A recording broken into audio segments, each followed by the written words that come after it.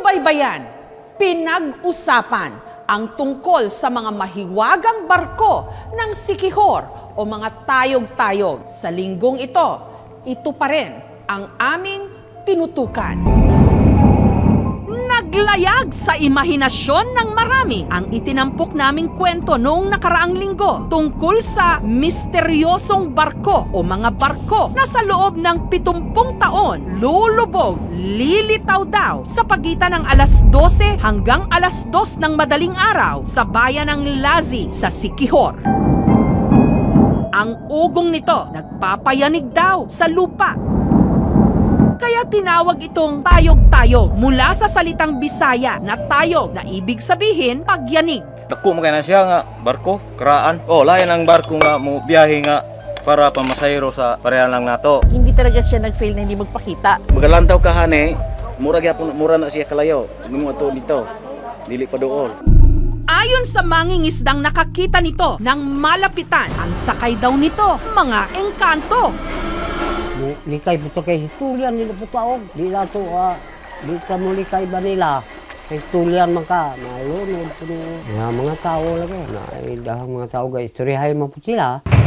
Para mapatunayan ang mga kwento-kwento, kasamang ilang residente ng Siquijor na naniniwala sa tayog-tayog at ilang mga kasapi ng Philippine Coast Guard, nag-abang ang aming team sa dalampasigan ng Lazi. Bandang 1:00 ng madaling araw noon, nagsimula silang may namataan. Nag-stop na yung isa. Hindi na siya nag-stop. Sa kaliwang bahagi ng dagat, may sumulpot na liwanag na parang barko. Ayon kina Richard, Lani at Commander Donna Liza Duran, ito na raw ang inaabangang tayog-tayog. At kagaya ng mga kwento, lumutang din ang isa pang barko hanggang sa ang una at pangalawang barko tila nagsalubong.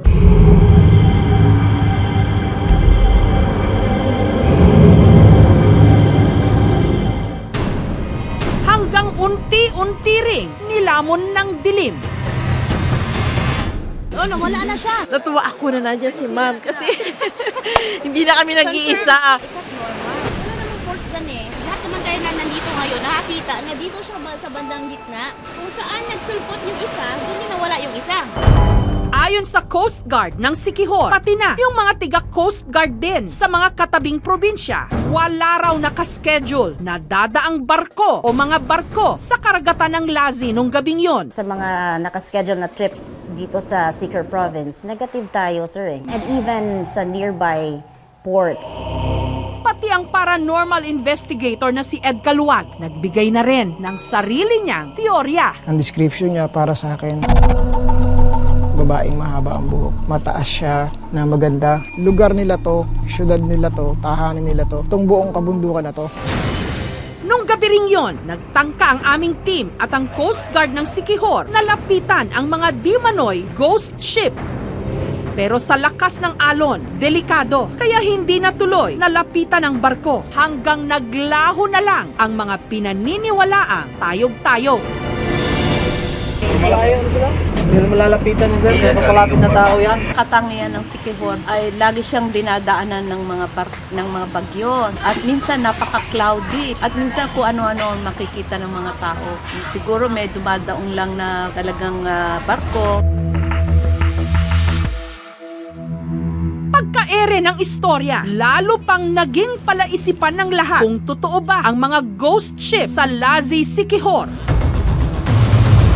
Kaya sa linggong ito, bumalik ang aming team sa Siquijor para ipagpatuloy ang pag-iimbestiga. Sa gabing ito, malalaman na natin ang totoo.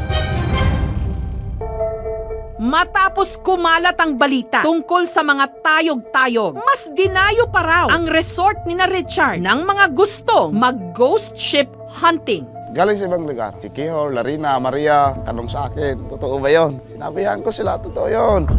Isa pang turista ang nagpakita ng kanyang nakunan. Ano ko sila?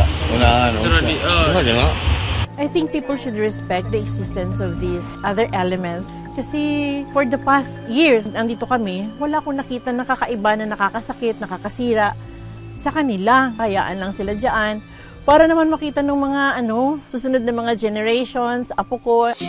Isa pa sa mga naniniwala ang 89 anyos na si Mang Eber. Di umano, kilala niya at nakita na ang may-ari ng barko.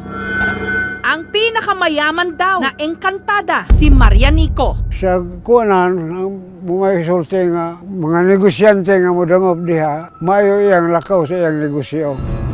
13 kilometro mula sa Lazi, ang Barangay Maria, kung saan nakatira raw si Marianico dahil mayaman daw itong engkantada, nakaugalian daw siyang hiraman ng mga mamahaling gamit ng mga tao. Okay, tag 10,000 mahurot nila. Mga guwapa man, no? Mamalit magabi dili daw nila nun nga nawong.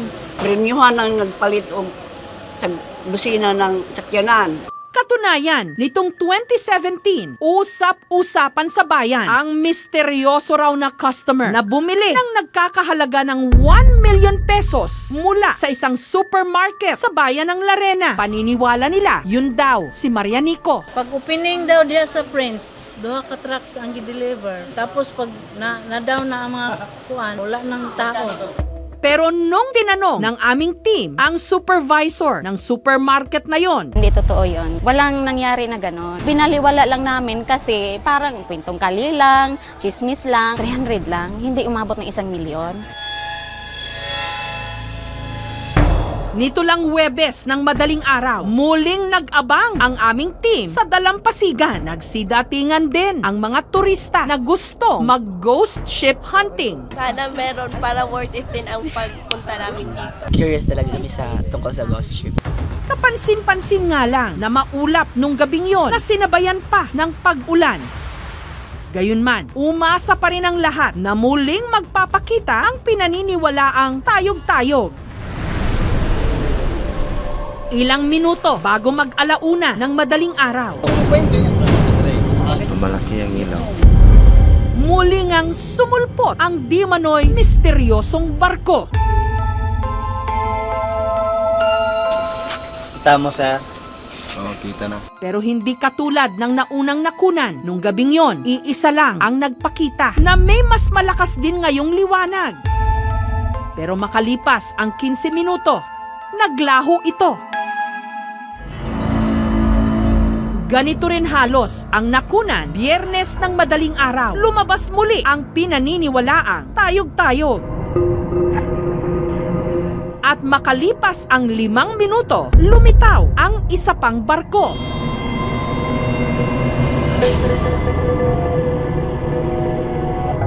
Confused pa rin kung ano ba yun. Ghost ship ba siya o kung regular lang na barko. First time, mayroon po akong nakita dyan. Katatakot din. Napansin ng aming team na may mga maliliit na bangka malapit sa pinaniniwalaang tayog-tayog.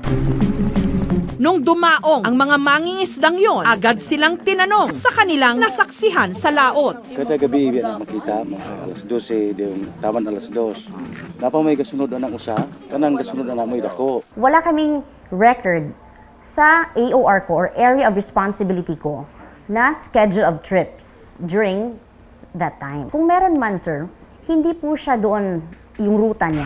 Para masigurong mahahabol na ng Philippine Coast Guard at ng aming team ang di manoy mga misteryosong barko. Sa pagkakataong yon, nag-request na sina Commander Donna Liza Duran ng mas malaking barko para magamit nila Biyernes ng gabi. They sent us a larger vessel. Nandun na tayo malapit, and if and when mag-appear na sila, it would not take time for us to proceed to the area. Medyo risky din yung pag-verify natin. At dumating nga ang mas malaking barko mula sa Cebu para magamit ng Coast Guard. Handa na ang lahat para sa kanilang misyon na malapitan na sa wakas ang pinaniniwalaang tayog-tayog. Magkakaalaman na rin nung gabing yon. Nakikita nyo dalawang barko, sir. Malapit na tayo, sir.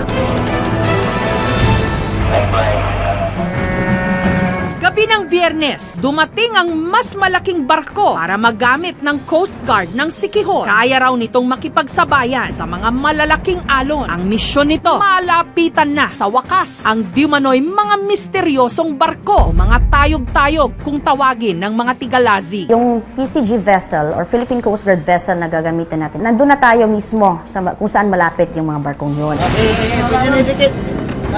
Madaling araw, nagsimula ng pumalaot ang aming team. MRRP 4411, please come in. Ilang saglit pa, nakarinig sila ng tunog ng barko. Lapit na.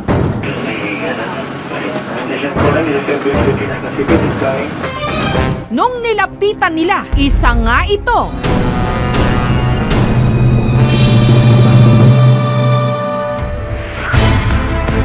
Malaking barko. Ito pala ang MV Filipinas Iligan. Hindi misteryoso at hindi ghost ship, kundi isang totoong barko na pampasahero.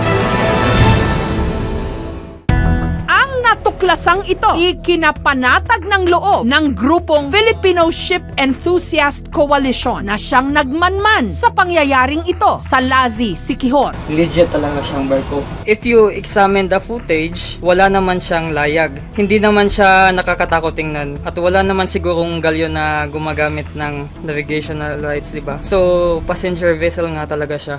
Para makumpirma, ipinakita ng aming team sa pamunuan ng MV Filipinas ang mga nakunan naming video. Hindi nila itinanggi na baka sila ang nakunan. Tuwing Lunes, Miyerkules at Biyernes nga raw ang kanilang biyahe mula Ozamis papuntang Cebu. Kapag Martes, Huwebes at Sabado naman, naglalayag sila mula Cebu pauwing Ozamis. Ang oras daw ng kanilang biyahe mula alas 8 ng gabi hanggang alas 5:30 ng umaga. Meron ding mga pangyayari na magbiyahe rin kami ng Maasin, Lunes, balik kami dito Martes. Balik na naman kami dito sa Ozamis at saka Iligan. Sa tansya ng MV Filipinas, bandang 1:30 ng madaling araw, kung nadadaan sila ng Lazi, tugma sa oras na namataan din ang mga ito ng aming team at ng iba pang mga nagmanman. Wala na kaming madadaanan ng iba. Madaling araw na kami doon dumadaan dyan. Mga 1:00 hanggang 1:30. 1:30, wala na. Malayo na kami. Totoo na dumaan kami dyan. Mga 9 at saka 11. Noong 9, galing kami ng Cebu. Pero bakit dala-dalawang barko ang nakuna ng video? Ayon sa MV Filipinas Iligan, meron daw talaga silang nakakasalubong na barko. Ito ang Trans-Asia 1 na ang biyahe Ozamis, Cebu, Cebu, Ozamis. Ayon sa Trans-Asia, bandang 1:30 rin daw sila nadadaan sa karagatan ng Lazi sa Siquijor. Isa pang tanong, kung araw-araw bumabiyahe ang MV Filipinas Iligan at ang Trans-Asia 1, bakit nung Huwebes ng madaling araw, isa lang na barko ang nakita ng aming team? Yung sa mga rare cases talaga, kung yung rutang yon or yung particular place ng ruta na yon, pag dinaanan na yon ng masamang panahon, lumihis ang barko. Otherwise, talagang tinutupad niya ang kanyang ruta. Para makasiguro, Biyernes ng gabi, sumakay ang aming mga videographer sa MV Filipinas Iligan. Calling MV Filipinas Iligan, this is Philippine Coast Guard vessel. Sa pamamagitan ng radyo, sinubukan ng Coast Guard na alamin kung may makakausap sa MV Filipinas. Sir, kami po yung dumadaan dyan gabi-gabi. Kasi yung urban legend nila, for 70 years or more na, ganun din po ba yung barko po ninyo? Parang 10 years pa lang po kami dito dumadaan sa ruta na ito. May na-capture kami kahapon na 2 barko din na nagkasalubong. Mako-confirm niyo po ba na yung MV Filipinas Iligan na isa doon? Kami pa rin yun, sir, kasi kami talaga yung usually dumadaan dyan, sir. Nalaman niyo ba by any chance kung ano po yung nakasalubong niyo kagabi? Trans-Asia 1 po yung... Ano pong masasabi niyo, sir, na engkanto daw po kayo? Nasa kanila na po yan, sir, kasi hindi naman kami masyadong alam yung ano, sir, yung mga kanila. Kumpirma ito nga ang barkong MV Filipinas. Nakausap ng aming team ang kinuha naming videographer na nakasakay sa barkong yon. Kayo yung stringer na hinayo namin na sumakay ng MV Iligan, no? Tama po ba? Ako. Pero ang isa pang barko na nakasalubong ng MV Filipinas nung gabing yon, hindi Trans-Asia 1, kundi MV Filipinas na sipit. Naliwanagan din ang lahat kung bakit parang unti-unting nawawala ang mga barko sa dilim. Based sa mga explanation ng mga members namin ng Marino, mawawala siya nang bigla dito sa kaliwa kasi may terrain. Iba-block siya ng terrain dito sa may parola. I'm not denying the fact that there are vessels passing kung saan nakikita yung alleged ghost ships. Yung mga barko na yun is not coming from my AOR or area of responsibility. So I will still stand with what I said with regards to the schedule of trips na walang nakaschedule na biyahe during that time. One thing that caught my attention is nung gabi, yung sound na narinig namin. So, yun yung nagbigay sa akin ng creepy na pakiramdam. Kasi kakaiba yung tunog niya, hindi siya katunog nitong mga barko natin ngayon. It's more like yung parang steam engine pa yung tunog niya. Wala pa rin ako kasi matagal na namin yun makita. Pero sa inyo, kung nakita ninyo, yung totoo ba yung barko, pahala na kayo. Talaga. Disheartened, most likely yun ang na-feel ko na parang nadismay ako. 30 years old na yung anak ko ngayon. Maliit pa yung anak ko nung nag-start kami tumitingin-tingin dyan. Kung 10 years na sinasabi nila, ano yung mga nakaraan na nakikita? Sa kumpirmasyong yan, wala pa lang misteryo. Hari naway, wala nang katakutan pa ang mga Tigalazi at makakatulog na rin sila ng mahimbing.